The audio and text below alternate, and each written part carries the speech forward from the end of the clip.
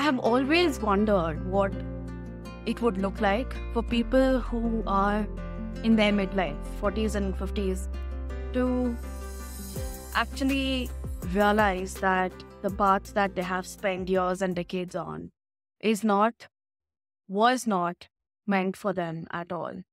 And how it would look like for them to transition. Because I realized when I had spent 4 years in computer science in the university, and then I had spent 4 years working. Even then, I think it was easy for me to get set in my ways, and it was easy for me to blame myself for wasting so much precious time. There was a lot of shame and guilt, and there is also a lot of fear with respect to judgment, with respect to what society will think of me, with respect to what my parents would think of me. And I always assume that all these fears and anxiousness and apprehension will only multifold over time because all these beliefs would have more time to set in, right? I was especially curious about how midlifers go through transitions, especially after having a couple of conversations with them and talking really deeply about their transition phase in the coffee chats that I had in the past couple of months. And that's when I saw Antonia's profile. I don't want to butcher her last name, so I'm just going to call her Antonia.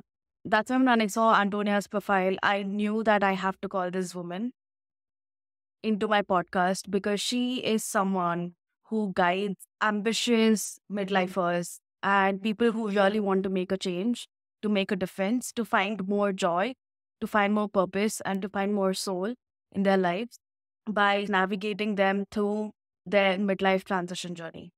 And it was such an honor to meet her, to have this conversation with her. And it was a very eye-opening experience for me as someone who is 27 years old, as someone who has not seen that stage of life, as someone whose only knowings of that stage come from people who are around me, by seeing my parents, by seeing other midlifers around me. So it was very fascinating. It was very eye-opening. Hey, Antonia, thank you so much for accepting to come on the podcast. I'm just so grateful for you to be here. And the conversation that we had last time, it was mind-boggling. It felt so beautiful to have such an open conversation with someone about different topics that's not business. And it felt so heartwarming. It felt so loving. It was so warm. Thank you for giving that space in that call. And thank you for accepting to be on this podcast. Thank you so much. Oh, thank you. Thank you so much. I likewise, I enjoyed our conversation very, very much. And we talked on so many different topics and we basically fixed the world in our conversation from relationships to a little bit of politics. Lot of Yeah. politics. Yeah. Thank you for having me on your podcast. Oh, thank you. It's my pleasure.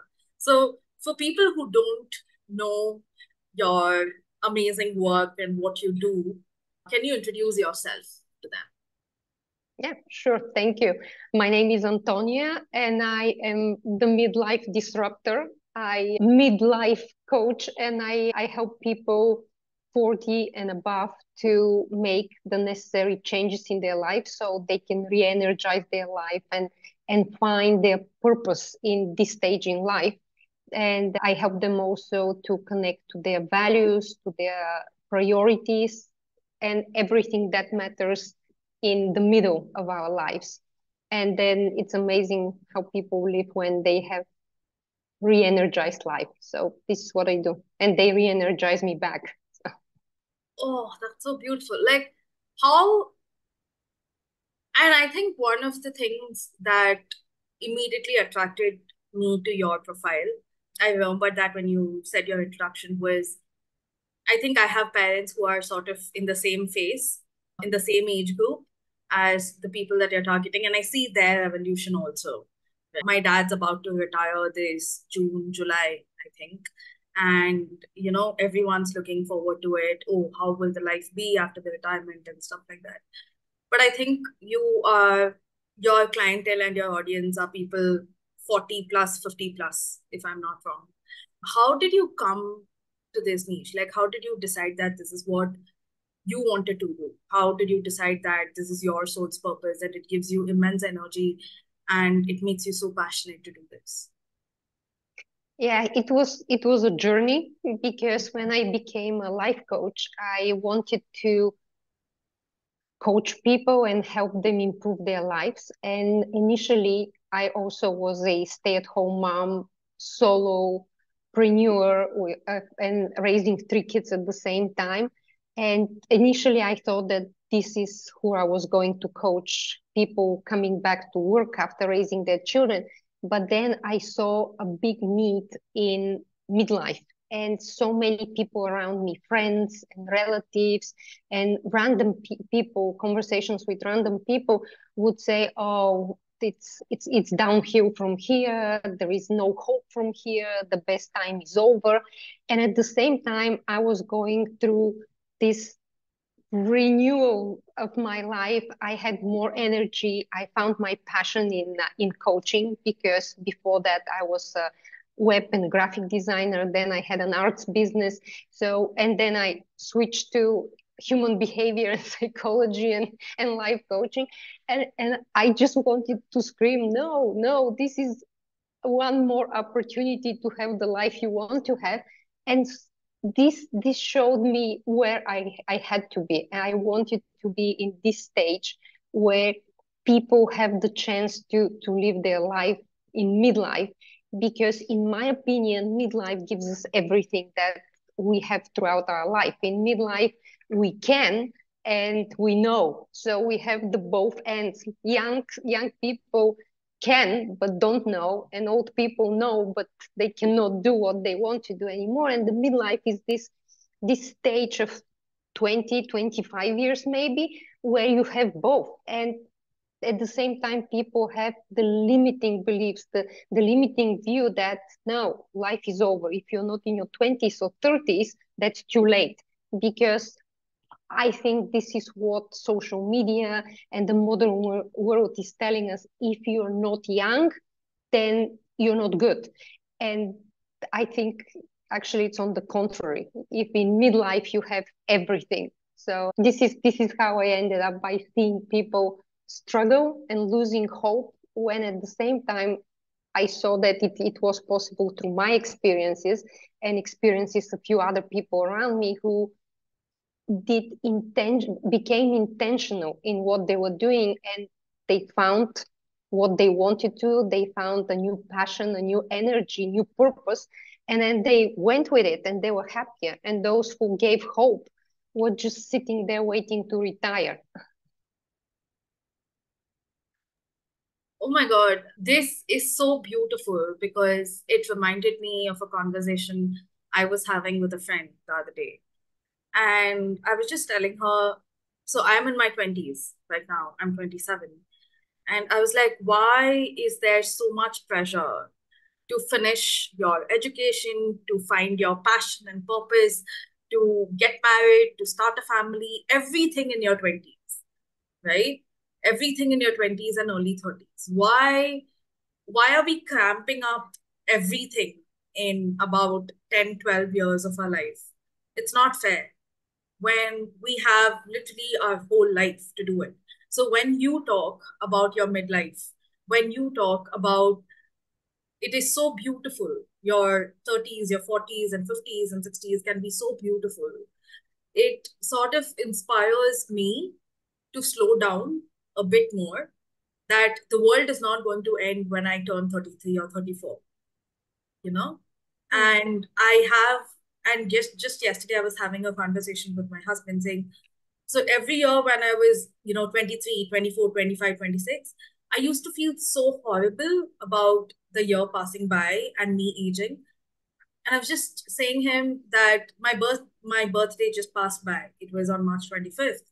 And I was saying him that on my 27th birthday, I did not feel that at all, because I realized that if I could do so much, it felt like a rebirth 3 years back, and three and a half years back. And I was like, if I could do so much in three and a half years, just imagine how much I could do in the next 50 years, right? It sort of immensely, what you do sort of immensely reduces the pressure that people put on themselves in their 20s and 30s, and sort of equalizes the pressure over life, if I can say. Yeah, yeah, it's true. And I've heard young people, like my kids are 21, 19, and 17 years old. And I've heard, especially with my daughter, she's the oldest, and friends of hers saying, "Oh, it's the time now. We have to do everything we can now, because when we get older, we won't be able to do it. We have to build the career now. We have to achieve this and that." And at the same time, I'm thinking, yes, okay, it is important. You have to always have a goal, because this keeps you going. This keeps you moving. You're learning. You're developing. But this is not the only time, because throughout life, your priorities will change, your needs will change. And I think the most important thing is, as long as you keep an open mind and you stay a learner, then you're going to be okay. But if you, and I'll come back to this, but I'll just give you an example of something with my clients in their 50s and even 60s. They struggle and they feel disappointment in life, because they don't feel they achieved what they wanted to do. And one of the reasons is, people in your age, in their 20s and 30s, this is the time where most people write the script for their life, for their future. And for example, you may think, oh, let's say I want to become an artist, and I want to have an art studio, and I want to have an art business, and I will achieve this, and I want my pictures to be, my art to be presented at the Louvre or something like this. And then, but the time you turn 50 or 60, very few people would achieve what they wanted to do in their 20s, because one, life happens, two, your priorities happen. Maybe by the time you turn 30, you will find something else that it's much more worth living than what you thought it was when you were 20. But many people still run this script in their 50s and 60s, comparing to what they wanted to achieve. And they may have achieved much more than they wanted to achieve, but something different than their initial script. And I had a client like this. So and I'll change the career, so to protect his identity and privacy. But let's say he was in his 50s, late 50s, and let's say he became an astronaut. But he was saying that he's disappointed in his life, because he always wanted to fly a plane, and he never had this pilot degree. And I'm thinking, you went to space, like you achieved so much more than you originally wanted to achieve. But you compare yourself to what you wanted to achieve in your 20s. Yes, it's not the same. Okay, astronaut and pilot is not the same, but both a big achievement. And to me personally, I don't know much about space, but to me personally, to become an astronaut is much more difficult than to get a certificate to fly a plane. And his career was very different, but just like the scale of what he achieved to what he initially wanted to achieve. And it took him a while to realize that he was running this script from his 20s. And this is why he was disappointed. And once he connected to what mattered to him in midlife, then he started appreciating what he has achieved, and what he could do in the future. So people in their 20s, going back to what we were talking, thinking that this is the time to achieve something, it is the time to find direction and to find something that you're interested in. But I would say you have to stay open-minded, and you have to stay prepared to adjust, to learn, to change direction if needed, because for once, the life we live now, it's much faster pace, moving in much faster pace than the life I had in the 1980s. Oh, I'm old. 1980s and 1990s, and it's also, it requires adjustment. That's so Yeah. fascinating and so paradoxical, right? Like, here we are in our 20s thinking, shit, we won't be, time is ticking away and we won't be able to do much later. And then there are people in their 50s who are thinking, oh shit, I had a script, and my life wasn't according to the script that I had in my mind. And both these thoughts are so paradoxical to each other because you never imagine the other person going through that, you know? Mm. What, Yeah. what do you think? So, the example that you gave, is it a pattern that you see in a lot of your clients? And if yes, why do you think that happens? Why do you think we we set a script and we might have achieved much more in different ways than that script, but we keep comparing ourselves to that script that we had set when we probably did not have that much maturity or knowledge even, you know? Why do you think people do that?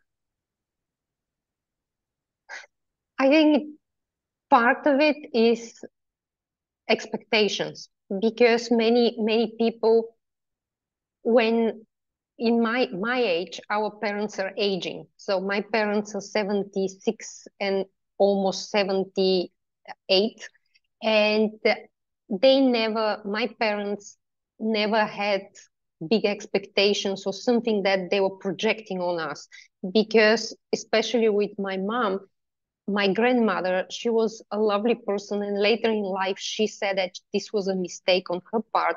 She forced my mom to become a young pianist and to become a musician because she was gifted, but to the point where making her practice for hours a day. And my grandmother and my mom said that she would be crying, playing the piano, crying and begging her mom to allow her to go and play downstairs with the other kids.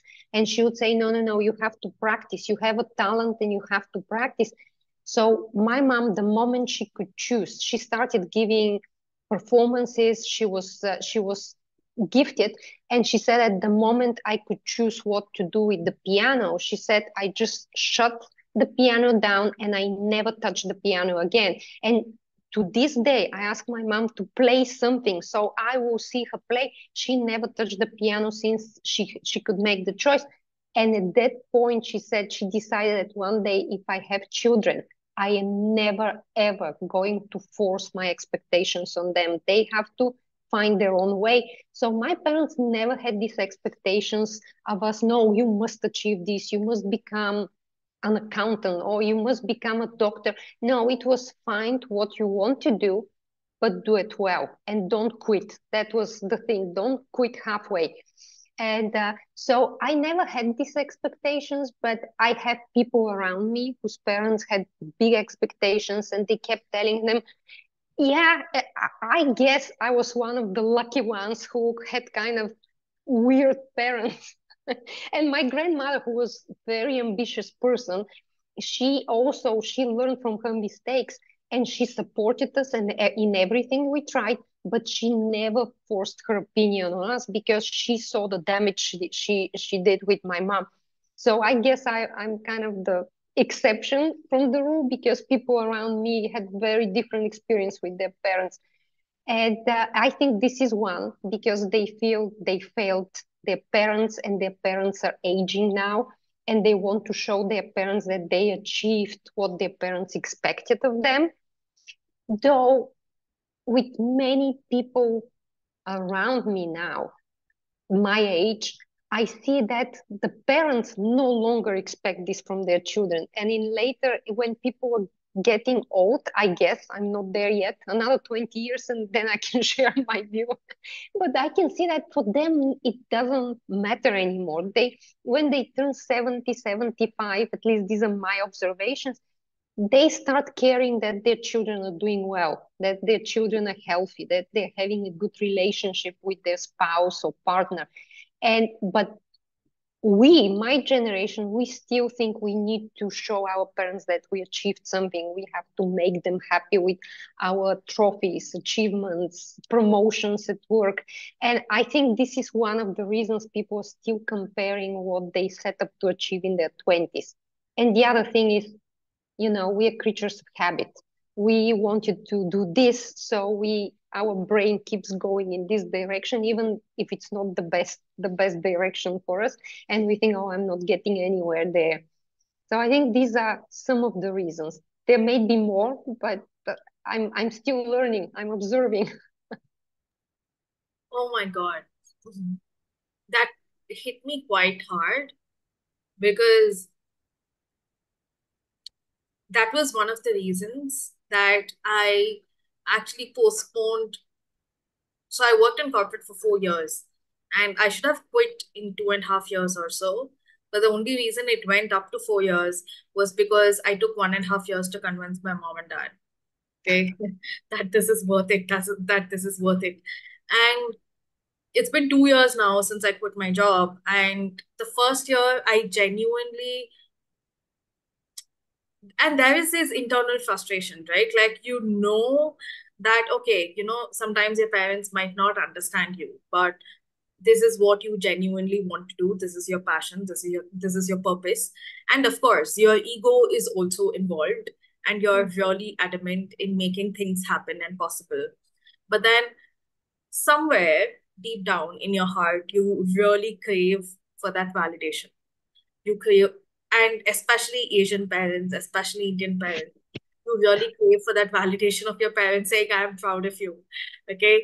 And when you were saying this, I remembered in February, it was one of my low days. And I was calling my mom and I was telling her that, hey, I'm feeling quite low. So I'll probably talk to you later. And she was like, if you're feeling quite low, don't stay alone. My husband had gone on an office trip somewhere. And she was like, if you're feeling low, don't stay at home. Just come home. At least I'll give you food, right? You don't have to cook for one person. And I went and I wasn't like crying or shedding tears, but she could see that I was, feeling low. And she was like, didn't you know that this would be the path that you would go through when you chose this journey, right?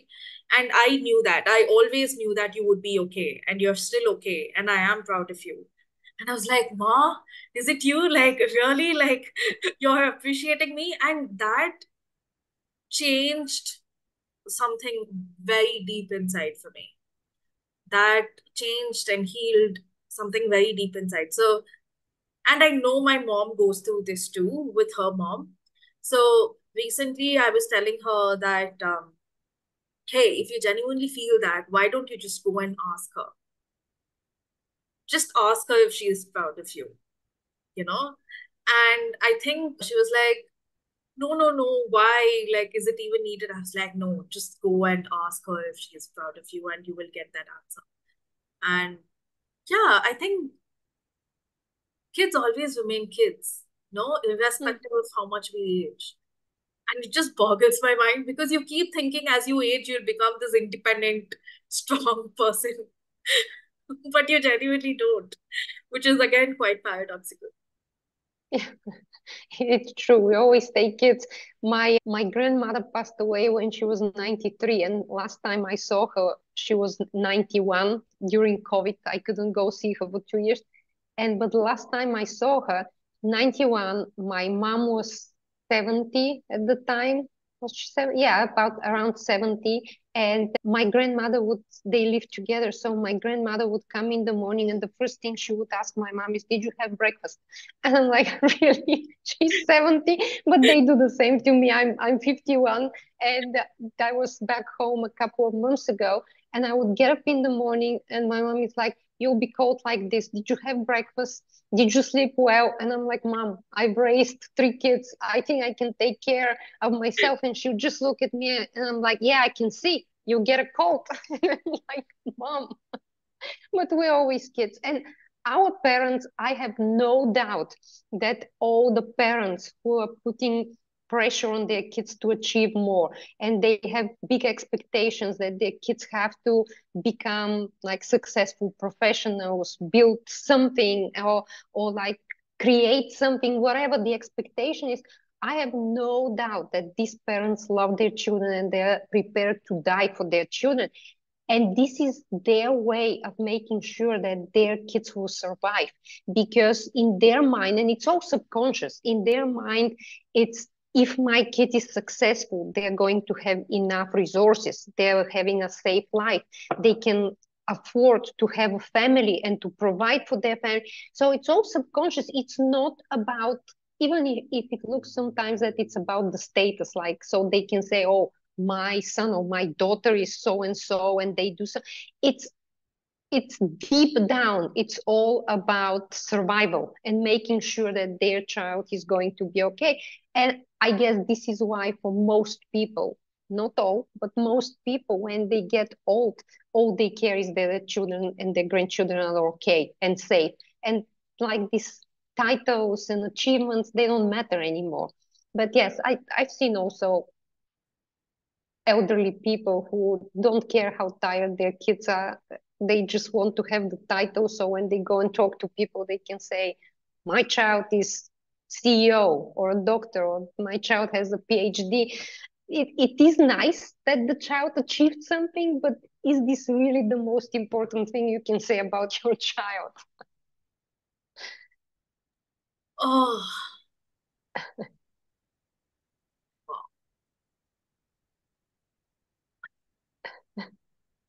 Yeah. Yeah. When you coach people in their midlife, there are two parts to this question. Okay.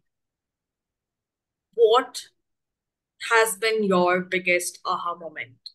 Like, what didn't you expect that was a pattern with all your clients? And two, what is typically your clients' biggest aha moments when they are working on themselves in their midlife? Mm, yeah. Well, for me, see, because I'm very impish person. I'm always very playful, and I'm very curious.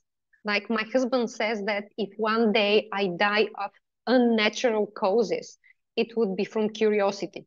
He said, he says, he says, yeah, just be careful because you're too curious.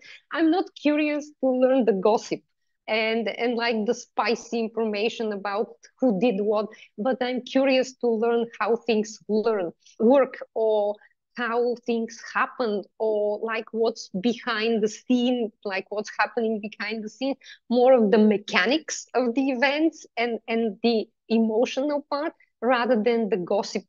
So gossip doesn't interest me. If people start gossiping around me and talking about other people, I literally pick my stuff up and I leave, because this is to me, this is a burden kind of information I don't enjoy. But yeah, curiosity. And I aha moment, which was when I started coaching people, was the realization that people, even though they want what I have, for example, they want to see a change in their life. And many people say, oh, you achieved this and you change your life so much. I want to change my life.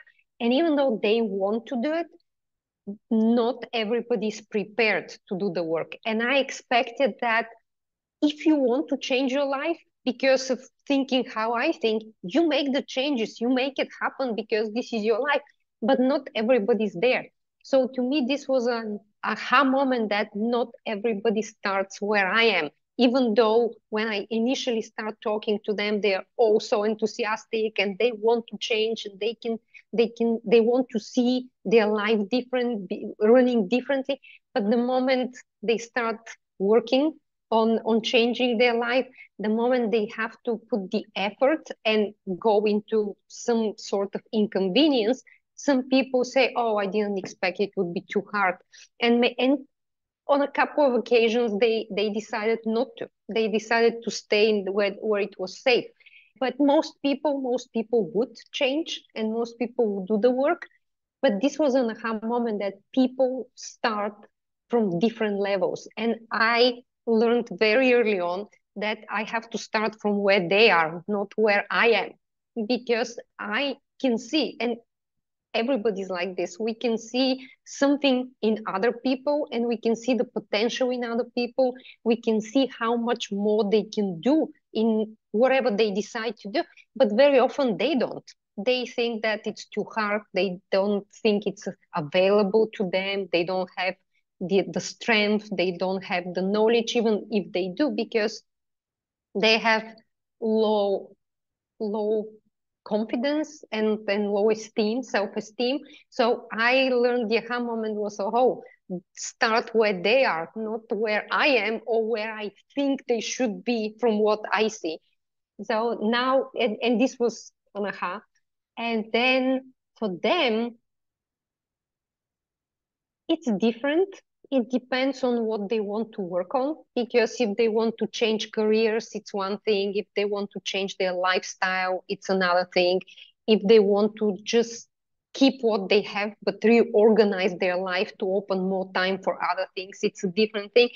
But I think the biggest aha moments I see is when people realize that they can do what they didn't believe they could, or they try something that they think it's hard, and then they realize, yes, it wasn't easy because it's something new, but I can do this. And then, for example, and I give example with myself, I was always interested in trying pole dancing, you know. And you should go on LinkedIn. I just posted a video of me doing a routine, a very short one. And because I watched in the, I think it was in the 90s or maybe even 80s. I don't know if you've watched Flashdance, the movie. Oh, you should watch it. It's a classic. Well, she was dancing in a bar and pole dancing, and I thought it was beautiful, the mechanics. And I'm thinking, how do they hold themselves on the pole? So I was always interested in the mechanics, but in my 20s it wasn't available for the public. It wasn't something that you could do. Then I started having kids in my 30s and 40s, and I kind of forgot about this. And in December, a friend asked me if I wanted to go to, it's in a dance studio, so it's, they call it pole fitness. So they use the mechanics and how it's done, but you use it for fitness. So I couldn't go with her. I went with another friend, and it was such a liberating experience, trying something that you wanted to try for so long. And I started to believe that I couldn't do it. Now I'm 50 and I'm gonna do something that young people do. But I did it, I tried, and then I remember it was a four class course. And even after the first time, my friend and I were walking out of the studio, and we just looked at each other and like, this was awesome. We're coming next week again. And it was just, when you try something that you believed it wasn't available to you anymore, and you step out of your comfort zone, it opens the door to so many things, because your confidence grows. You believe, you see that maybe it's just me thinking that I can do this, let me try something else. And then you try something else, and you grow. So this has been a big aha moment, when they try something that they weren't sure it was available to them, or even believed they couldn't do this. And then they try it and they see, oh, it wasn't so bad. I could actually do this. Maybe not done properly, or not done as on a proficiency level, but it is available to me, and it opens your mind to so many new things. And it is amazing. Yeah. Yeah. That's so beautiful. You know, when you were answering the question, somehow this thought came to me. Okay, so typically we all have this, let's call it like a life cycle, right?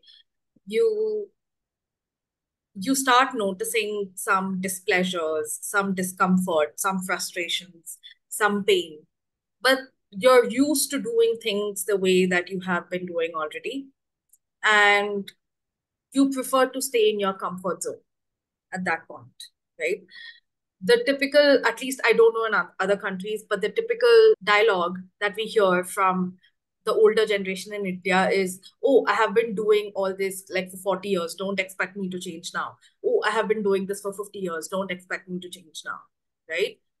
And it's like there, so depending on the person, okay, their discomfort or pain or frustration, it keeps building up over a point of time. For some people, that even if that pain and frustration builds up, even that becomes part of their safety and comfort layer, if you know what I mean, right? But otherwise, there are people who take it as a challenge. And there is this one pivotal point where the pain, the frustration becomes more than their want to be in that comfortable position, right? And I'm assuming that as you grow older, this whole period, the period before they decide to take action, it increases. Of course, it depends on the person. If the person has been in the in the habit of taking action, they are more self-aware around themselves and they take action much before anyone else. But for most of the people who aren't that self-aware, this stage, the stage before the pain becomes too much, that stage is quite longer than the younger generation, right? Because they are used to that comfort. They are used to not comfort, that feeling of security, that feeling of normalcy, right? So typically, what is that point for people in their midlife, where the pain or the frustration becomes much, much, much bigger than their secure zone when they actually decide to take action? Because until that point, you cannot work with them, genuinely, right? Yeah. And your habits come up, your ego comes up, your judgments come up, which is very, very normal. But what is that point for midlife people, for people in the middle? Yeah. Yeah, it's very individual, and I think there are also people, I've seen people who are so unhappy with their life, but they wouldn't do anything because then they're afraid that they may lose what they have, like the comfort they built over the last 20, 30 years, productive years. They feel that if they start making changes, the thinking is all or nothing. And they think, oh, but if I start changing my life now, or what I do, what like my lifestyle, I may lose the comfort and all the wealth or the predictability that they have in their That their lives. biggest fear? Yeah, I think it is because many think, oh, but what if it doesn't work? And then they're afraid of this. So they prefer to stay where it's predictable and where they know what's happening. And this is what our brain is doing to all of us. The main job of our brain is to keep us safe. And the brain sees safety in predictability. So even if this may not be the situation, the environment you live in may not be the optimal one and the best one for you to be happy, as long as the brain thinks I'm safe, I have the food, I have the shelter, I have every day I have a job, the salary is coming. So no, we'll stay here. And then you try to make changes, and many people try to make changes big time. They go like in big leaps, and then it backfires and they go right back to where they started. The brain sees every change and every desire to change the status quo as potential danger for the safety of the person. And then your brain is fighting you to make the positive changes in your life because this is safe. It may not be the best, but this is safe. Let's stay here. And this is one thing why people don't want to change. They want to stay where it's predictable. They know what's happening here.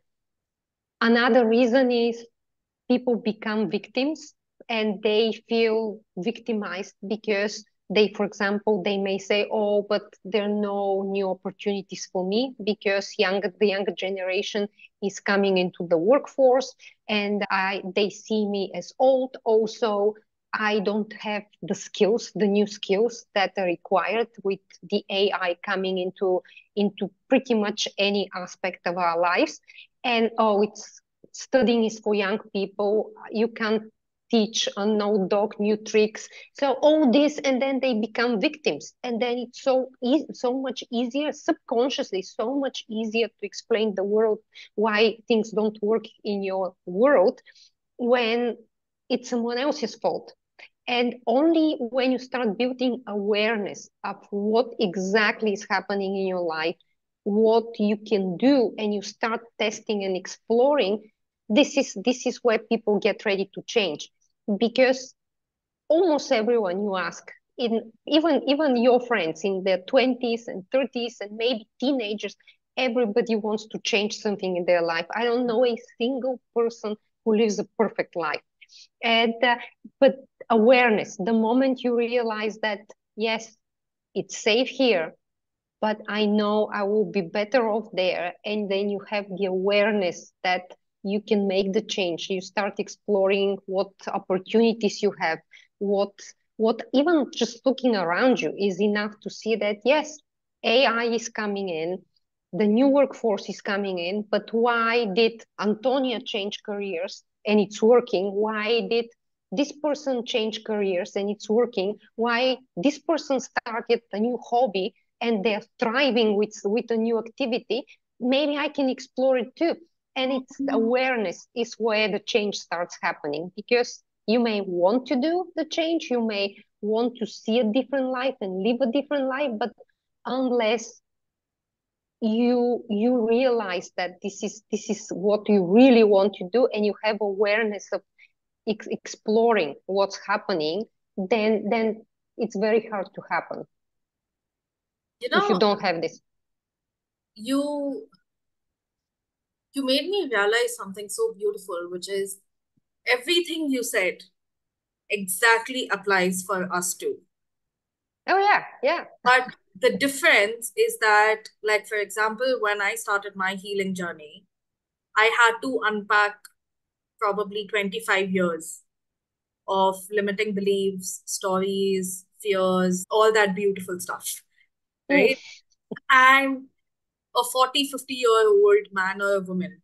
And I think this is where people say the power of compounding, right? So from your early age, if you have been extremely self-aware, if you have been molding yourself, if you have been changing, if you have been, you know, tapping into your intuition and working accordingly, it compounds just like that in your 40s and 50s. Mm. And Yeah. if you haven't been aware, if you're just being a cog in the wheel and you're just going and going and going and going, what's actually happening is all your limiting beliefs and fears and phobias and judgments on yourself, all that is just getting it in your brain, and they get heightened, and it gets much harder to unpack them at that age. Would you sort of agree with it? Yeah. It's if you haven't been a learner and in your life they haven't made any changes, and like what you said earlier, old people, oh, I've always done it this way, why should I try something else? And no, don't tell me how it could be done, even if it's better.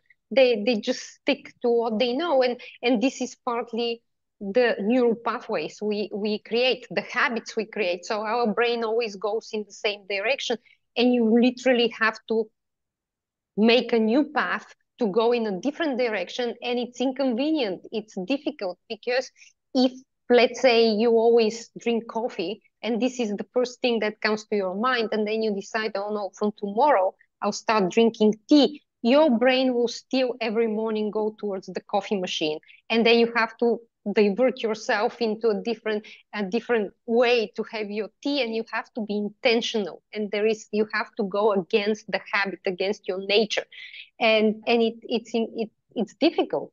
Most people would just say, oh, I'll just have the coffee, and like it's too much struggle. But it's harder when you're older because we get stuck in our ways. The habits are so much more established, and this becomes nature to you. This is a habit that it's probably easier to break if you see it doesn't work. To us it becomes nature. I've always done this. This is who I am. This is what I am, and this is how it works. And this is what is difficult with midlife and older people, because it just very often we're not even consciously doing things, because this is how we've been doing it for a long time. And this is like the Pavlov's dog. I don't know if you're familiar with this experiment, but the dog, so Pavlov's dog, Pavlov was a Russian scientist, and he trained, I don't know exactly how he did it, but he trained basically a dog. When he rings the bell, the dog comes, and the dog is given food. And then he would ring the bell. At some point, I think he would ring the bell but not give food, not put the food in the corner, and the dog will still go to the corner. And then he started putting the food in the corner but not ringing the bell, and the dog will stay where they are and starve, because this is not the habit they had, like go. So and unless you ring the bell, the dog doesn't look for the food even if it's there, because this is the habit, the expectation of what happens after what. And this is what we become with our habits, like the Pavlov's dog. We have to follow the steps, and we have to do the things how we always do them. I and yeah, oh, read it, check out Pavlov's dog. It's Yeah, interesting. yeah, definitely, definitely. So, okay, I think we are almost to the end of the episode, but two questions. Okay.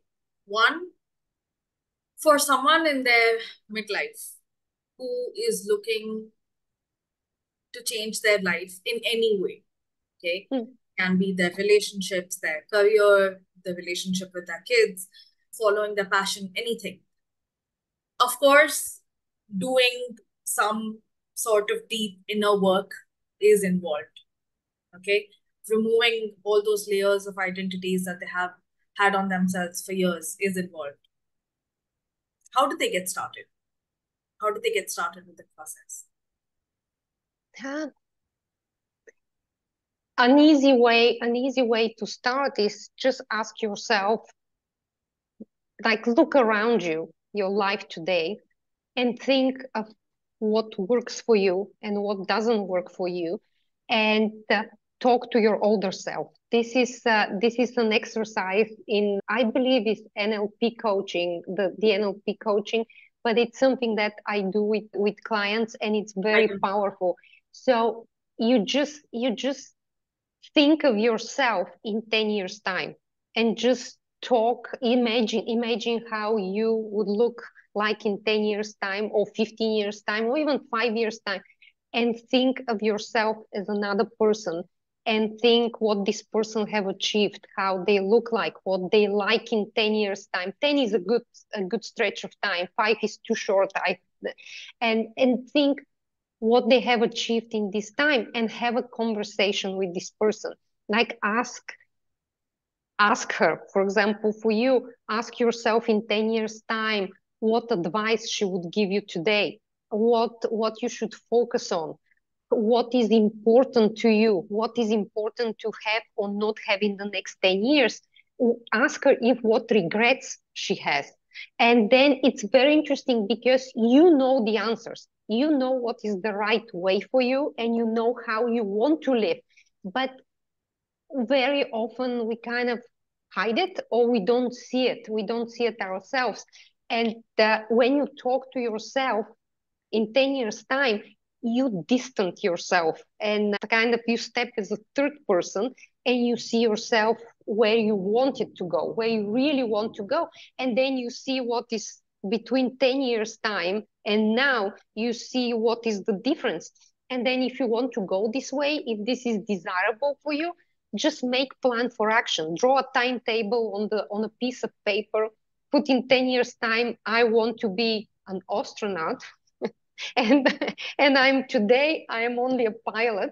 So what do I have to do by the end of this year, in 5 years time, in 10 years time, to get there? And then you have a plan for action and steps that you can start taking. And I think this is where it's easy to start. It's just, even if you think of it as a game, but it will show you a lot about yourself. It will help you see yourself in a different light. It was, first of all, thank you for that. It's like when you were talking about it, in front of my eye, there was a 37-year-old Shruti wearing a black, white, and a red sari. Okay. Okay. Having quite a big bindi with like 2 nose rings, running healing sessions for people. Like in a sort of tree house sort of a situation. I was like, wow. Yeah. So what does she sorry, go ahead. And she looked so divine and so powerful and so humble with so much love and warmth for others. Yeah. Yeah. And what does she, and now for you to achieve this, I can see from your face, yeah, body language changed. So you're happy to be her in 10 years time.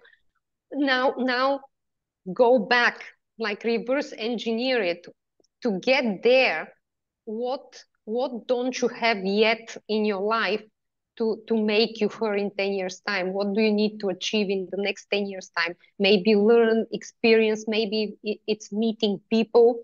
Maybe you need to surround yourself with more people of a certain kind, like you said, healer. Maybe you need more healers around you, more teachers, or people who know about this stuff or live this life, so you can become her.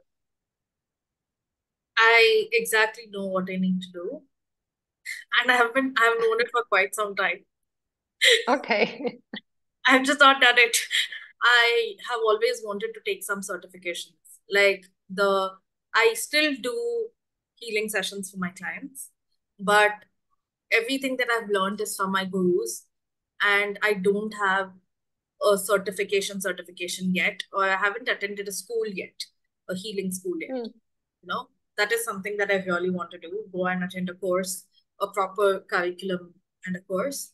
Second is I want to start being a part of some retreats so that I can get that experience and I can get that confidence to host my own, so that when I see others hosting it and being a part of it, you at least know what sort of experience you want to feel and you want to provide for the people who come in, you know? And yeah, I have to start contacting. There are a lot of healers in and around the place that I live. I want to start contacting them. And in the beginning, if possible, like say, hey, can I just come and work with you? It doesn't matter. The money and stuff doesn't matter because I already have my business here. Can I just come and work with you to get experienced in the physical realm? Because this is all online. All my healing sessions are online. So that would be really beautiful. Yeah. Yeah. And if you were one of my clients, I would say, when are you going to do this? I would ask. I checked out a Reiki course, a Reiki certification with level 1, level 2, and level 3. I want to learn all sorts of healing modalities, to be honest. Past life regression, somatic, chakra. So currently I do a mix of Reiki, somatic, chakra, and inner child healing. That's what I do. But I want to go deeper. I want to learn ayahuasca. I want to learn psychedelics, and so that I can, my intuition is quite strong, so that I can truly tap into my people who are coming, their energy, and I can use what's needed for them, So I found a beautiful Reiki healer just in Bangalore where I live. And she has like this 3-day full course. Like you have to go stay there from 9 a.m. to 7 p.m. and do 3 full days of Reiki healing. and I have been Wow. procrastinating on that. I will book, I will book that just after this call. Okay. I may call to check if you booked it. Yes, yes, I really want to do it. It's the right time. Okay. Yeah. It So feels like a this is sign. how, sorry, say it again. It feels like a sign from the universe. Yeah. Yeah. Yeah. Okay. Well, it's been a really nice. I know we're running probably out of time, but it was a really nice conversation, and I enjoyed it so much. And I will check on you whether you sign up for the course. Yes, yes. Oh, thank you. Thank you so, so, so much. If I can ask, when is the right time? So if someone's listening to this episode, okay, someone in their Mhm. 50s, 50s, 60s is listening to the episode, when is the right time for them to work with you? Like, how will they know that this feels like the right time to work with you? Well, I don't know. I can't say it. I can't say it like this, but I offer to my clients and not clients, even people. I offer it to people I don't work with yet. I offer discovery call where we can talk. It's free of charge, half an hour call, sometimes longer depending on their needs, to figure out what they need and if it's something that works for them. So they can call me, they can schedule a session, and it's non-committal. If they don't feel this is the right time, if they don't want to talk with me, that's okay. But I always say just give it a chance. It may not be the right thing for you, but at least you will know, you have your yes or no. Because living with, oh, maybe I should one day, what if I try, well, I want to do it but I'll do it later, it's not going to change anything in your life. But if you give it a try, if you at least give yourself the opportunity to explore, then you start the journey on awareness and building, knowing yourself better today, and starting to make changes.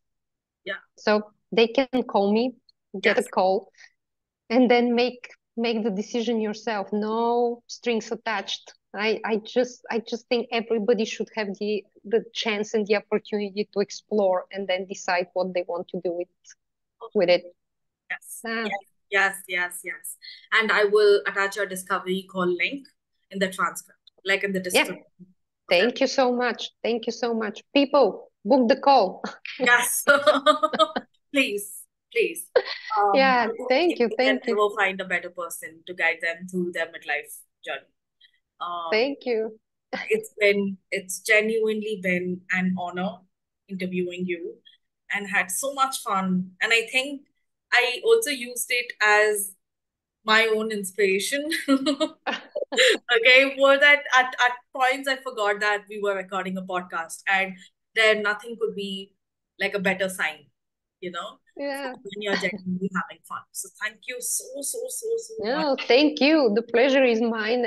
And now that the whole world knows that what you're going to do, you have no excuse. You can't hide anymore. Yes, I'm going to book that right today.